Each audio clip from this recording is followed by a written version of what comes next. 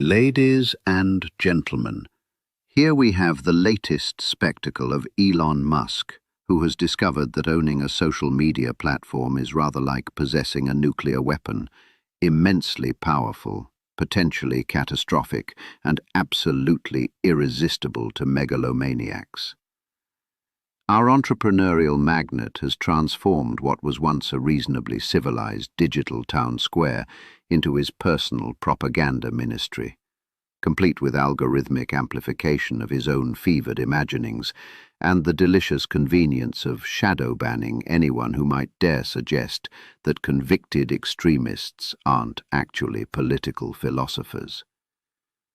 It's rather like owning a newspaper and deciding that the concept of editorial independence is frightfully old-fashioned.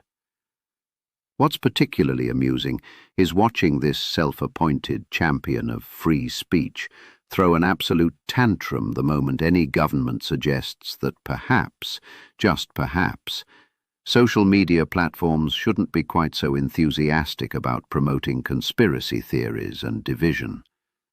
Suddenly, the merest hint of content moderation becomes Stalinist censorship. It's the digital equivalent of a bookmaker lamenting gambling regulations while running a roulette wheel in the parish hall. The billionaire's approach to British politics has been positively promiscuous in its attention-seeking. One week, he's courting populist politicians with promises of vast donations. The next, he's denouncing them for insufficient extremism. Such constancy, such principle. One can only admire the sheer transactional purity of it all.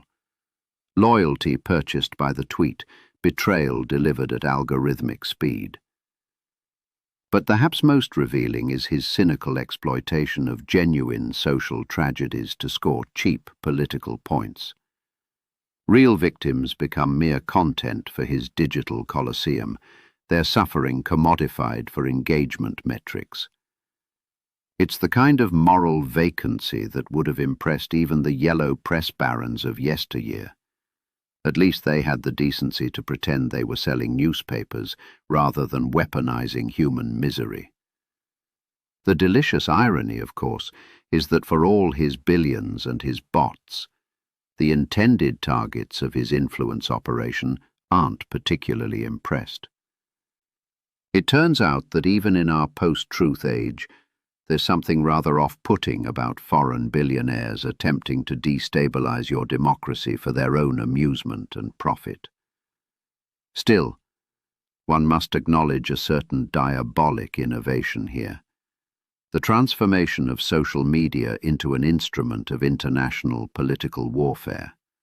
It's cyber-colonialism with a libertarian veneer, empire building for the algorithmic age. Rather fitting for a man whose other enthusiasms include colonizing other planets.